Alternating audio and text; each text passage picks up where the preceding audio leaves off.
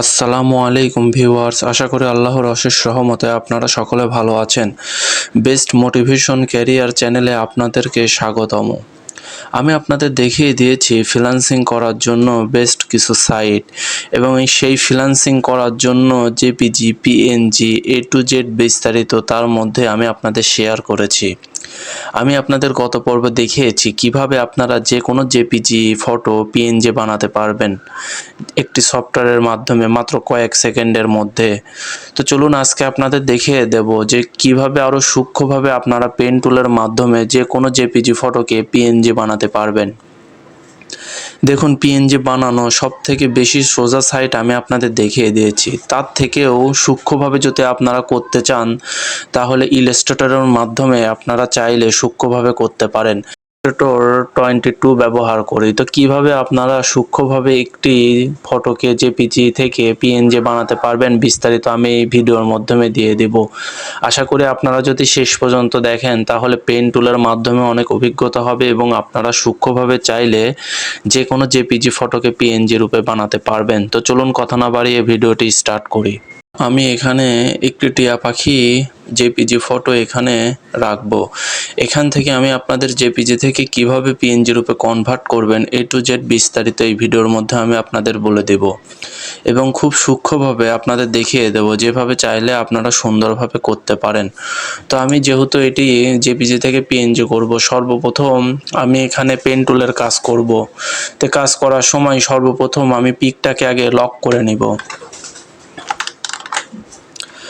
দেখুন বন্ধুরা, পিকটাকে লক করে নিলাম। লক করে রাখলে আসলে প্রবলেম হয় না, তাই সর্বপ্রথম আমি পিকটাকে আগে লক করে রাখবো।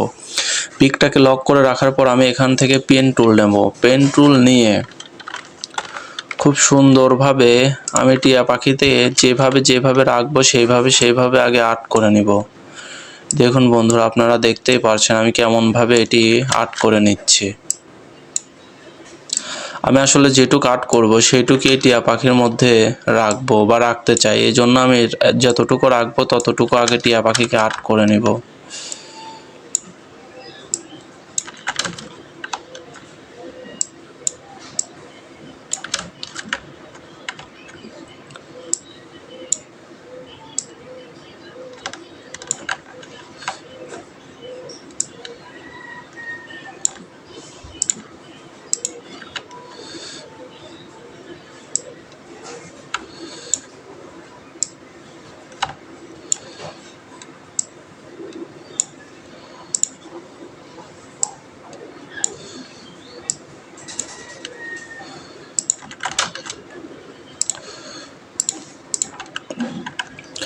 দেখুন বন্ধুরা, আপনার যে সাদা অংশটি দেখতে পাচ্ছেন আমি এই ব্যাকগ্রাউন্ড বাদে টিয়া পাখির এতটুকু রাখতে চাই, যার কারণে আমি টিয়া পাখিটির এতটুকু আর্ট করে রাখলাম। আর্ট করে রাখার পরে আমি যে পিকটি লক করে রেখেছি সেই লকটি এখন আনলক করব।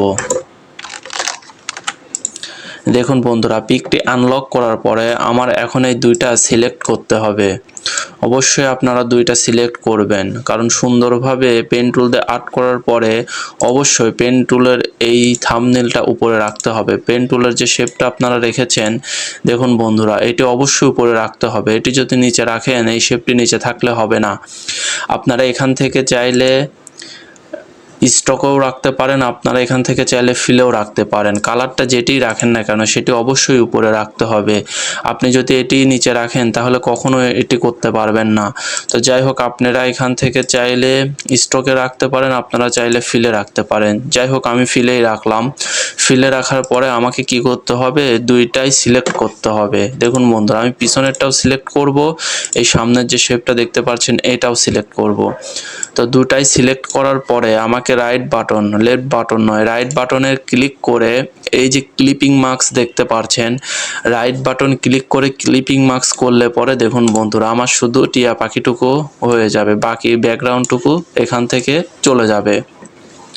দেখতেই পাচ্ছেন আমার এখানে শুধু একটি টিয়া পাখি রয়ে গেল, বাদ বাকি পিছনের ব্যাকগ্রাউন্ডটা এখান থেকে চলে গেল।